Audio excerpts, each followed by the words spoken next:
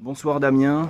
Avant de parler de basket, juste un mot peut-être sur ce qui s'est passé en France, un commentaire et ta réaction sur ces événements atroces.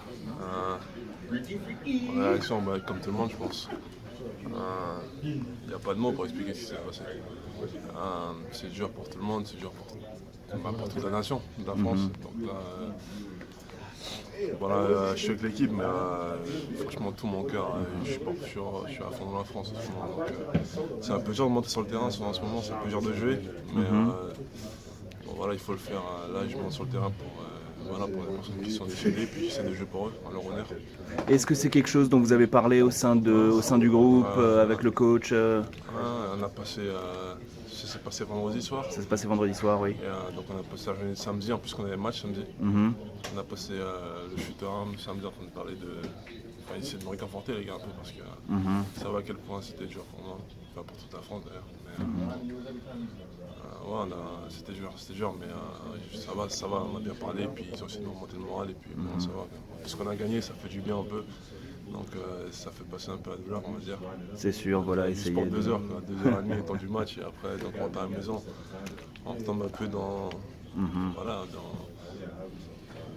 Il n'y a pas de mots pour expliquer. Oui, non, c'est sûr qu'il faudra du temps pour Beaucoup de temps. pour effacer Énormément de temps, ça, oui. Et puis on espère voilà que ça arrivera plus. Ouais. Mais, Bon, jusqu'à la prochaine fois, mais bon.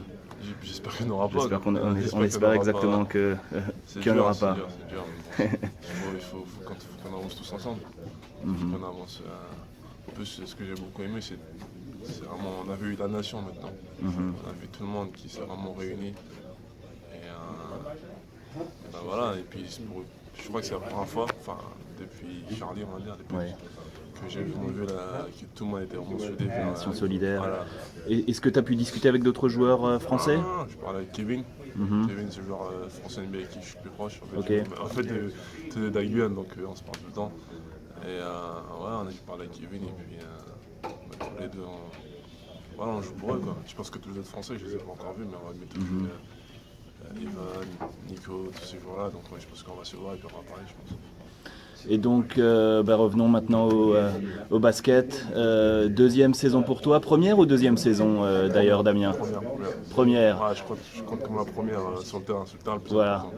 Et, mais qu'est-ce que tu as pu apprendre l'année dernière en étant en NBA, même sans jouer? Est-ce que tu as pu apprendre des choses? Est-ce que ça t'a aidé cette année éloigné des parquets? Ouais, ça m'a aidé parce que j'ai pu grandir en tant qu'homme, de voir un peu ce qui se passe ici, comment ça se passe. Mais j'ai passé l'année à me préparer justement pour cette année. Mais il n'y a rien de mieux que le terrain, quoi, parce que je m'étais préparé mentalement, tout ce que tu veux, mais dès que je reste sur le terrain, c'est encore une autre mentalité, c'est encore différent, donc il faut la vivre une deuxième fois. Vu que j'étais déjà prêt, on va dire que là, ça va, j'encaisse un peu mieux, j'encaisse mieux d'ailleurs, mais ouais, ça va dire que j'ai passé la saison dernière à me préparer pour maintenant.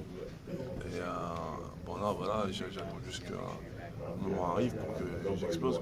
Et qu'est-ce que tu as ressenti justement quand tu as posé le pied sur le terrain? Je crois que c'était contre New York, ton premier match. Ouais, premier match. Un soulagement ou une joie ou Je sais pas. C'était un peu de tout. C'était tout. Je suis sur le terrain, à la fin du match, j'ai pas pu dormir parce que je savais pas comment me sentir. Donc voilà, c'est une sensation que j'avais pas eue depuis très très longtemps. C'est une sensation que j'avais jamais eue parce que la Pro, c'est un endroit de NBA. Mais ouais, c'est une sensation que j'ai jamais eue. Donc là, la seule NBA le plus dur en fait, c'est que dès que le match est fini, il y a des sensations que tu ressens et tout, mais il n'y a pas le temps de vraiment. Tu peux pas vraiment rester sur un match parce que le lendemain, tu as un autre match à préparer. Exactement. Donc c'est ça qui fait assez compliqué. C'est ça le vrai ajustement que j'ai dû faire. C'est de préparer d'un match à l'autre et peu importe ce qui s'est passé, c'est de rester prêt d'un match à l'autre. Donc c'est ça le plus dur pour moi. Et donc on suppose que voilà, tu as plus d'ambition que juste de poser le pied sur le terrain. Maintenant, début de saison, pour l'instant, tu as un rôle assez limité quand même au sein du groupe. Comment est-ce que tu vois les choses évoluer cette saison? Cette saison, je vois... Écoute, tu sais ce que je veux. On parle beaucoup, donc maintenant c'est vraiment une question de faire une place. Parce que vu que l'année dernière j'ai pas joué, donc ça fait que cette année, ça fait que je dois encore assimiler les systèmes, je dois encore assimiler toutes les rotations défensives, offensivement, tout ce qu'il y a. C'est encore un ajustement. Donc c'est ce que je m'attends. Comme je l'avais dit, je suis pas venu ici pour regarder les autres jouer, je veux vraiment jouer, non. Donc j'attends vraiment que mon occasion elle arrive et dès qu'elle arrivera, c'est vraiment d'exploser, comme j'ai dit. Donc moi, j'ai beaucoup d'attentes sur cette année quand même. Bon, j'attends juste que je rentre. Et quels sont tes axes de progression à ton avis en individuel, les choses que tu essaies de travailler le plus? Ce serait tout, on va dire. Ce serait tout parce que je m'étais préparé, comme je l'avais dit, mais c'est toujours pas assez. Oui. Parce que en plus la ligue elle change. D'année en année c'est différent. Maintenant les postes 3 comme moi ils vont au poste 4. Et donc ça fait que maintenant moi le coach me demande d'aller défendre sur Néné, défendre sur des gars comme ça. Donc c'est des gars que j'ai jamais joué avant. Là ça devient assez différent, mais c'est un ajustement. Il faut tout changer, il faut tout améliorer. Et au sein du groupe, voilà l'équipe de Milwaukee, une équipe très jeune. Hi Yanis, how are you? Good, je m'appelle Jean, comment tu t'appelles? Demidi, And we are looking to play in Greece in the pre-Olympic tournament or the Olympic game perhaps. We'll see. We're waiting for you.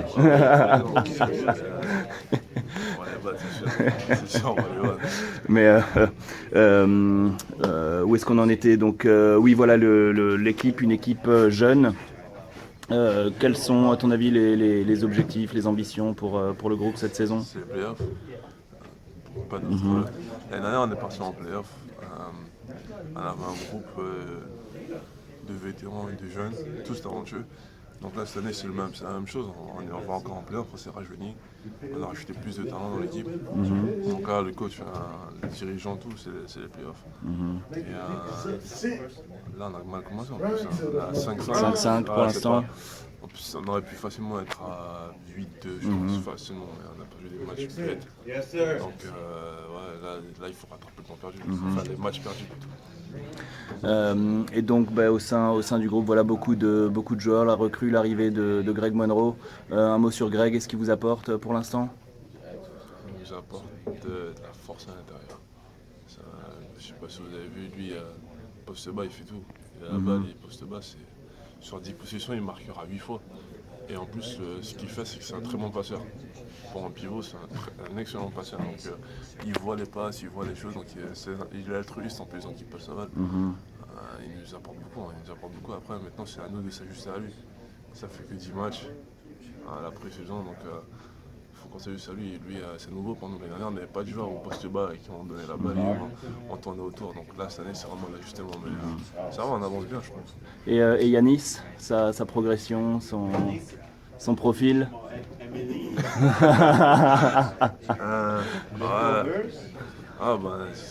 Vous avez vu, d'année en année, donc là, il n'y a vraiment pas de limite pour lui. Il n'y a vraiment pas de limite pour lui. Donc là, on verra. Parce qu'en plus, il travaille énormément.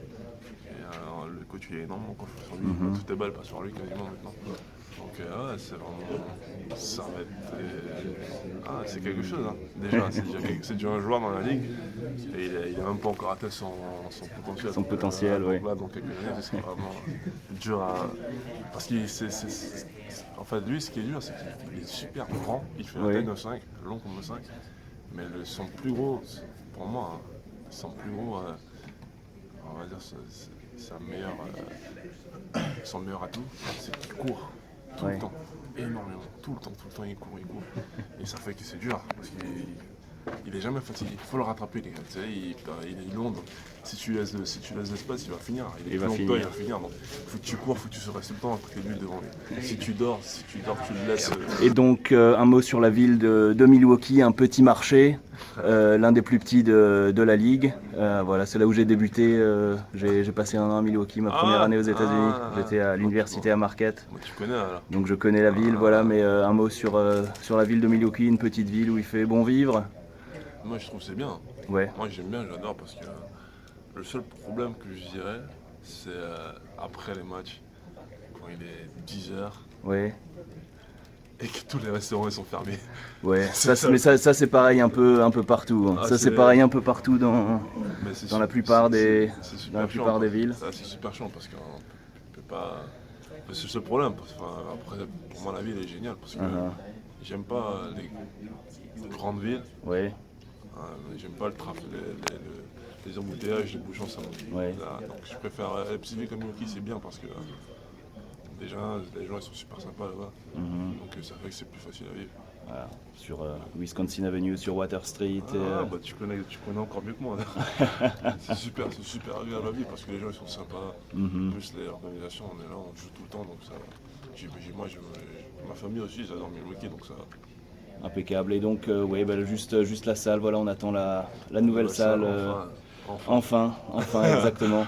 Et pour finir, un petit mot sur les propriétaires, voilà, des propriétaires qui font partie de la nouvelle vague, messieurs Edens et Lasserie.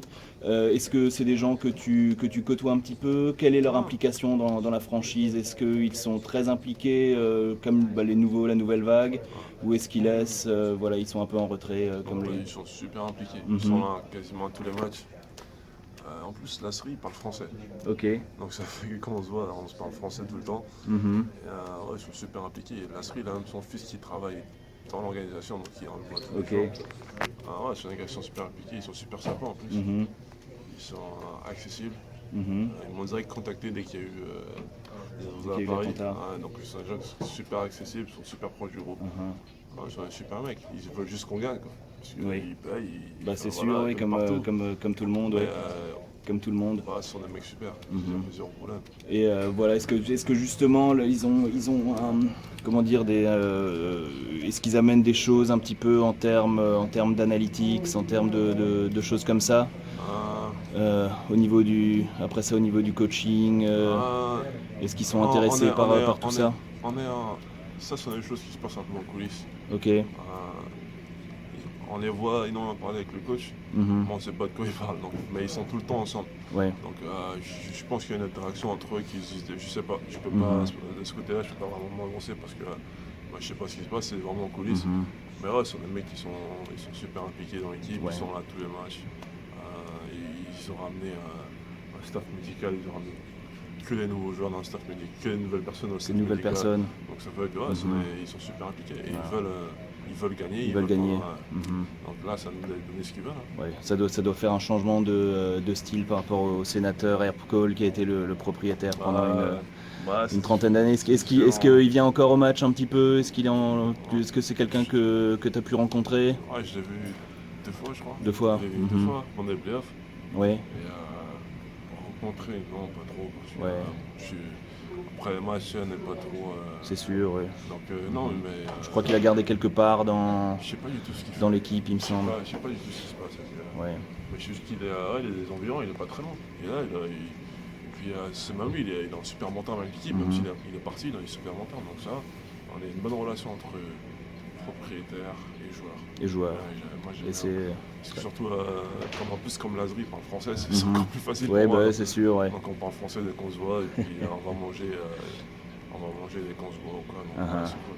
D'accord. Ça se passe super bien. Parfait, merci beaucoup Damien pour ta disponibilité et puis à très bientôt.